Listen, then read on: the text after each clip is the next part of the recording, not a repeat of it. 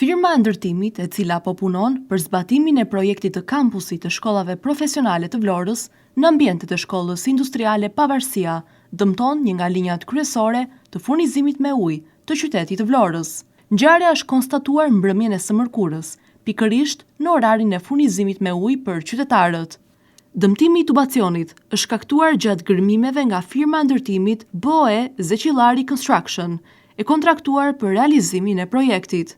Ajo që ngre shqetësim është fakti se kompania ndërtuese nuk ka bërë asnjë njoftim pranë institucioneve përgjegjëse për dëmtimin e tubacionit.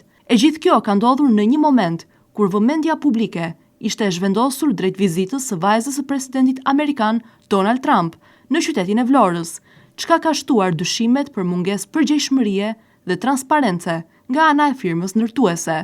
Linja kryesore e ujësjellësit është dëmtuar, ndërsa probleme janë konstatuar edhe në rrjetin e kanalizimeve. Menjëherë mbas konstatimit të defektit, mbrëmjen e së mërkurës, ekipet e ujësjelljes kanalizimeve kanë ndërhyrë për të ndaluar rrjedhjen e ujit në rrugë. Fal ndërhyrjes së shpejtë teknike, qyteti nuk ka pësuar ndërprerje të furnizimit me ujë.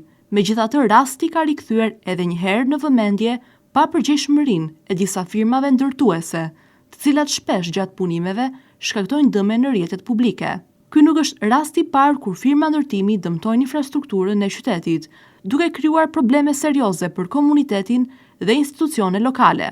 Për këtë arsye, kërkohet që institucionet përgjegjëse të marrin masa më të repta ndaj kompanive që shkelin rregulla teknike gjatë punimeve, duke aplikuar gjoba dhe sanksione ligjore, në mënyrë që raste të tilla të mos përsëriten në të ardhmen.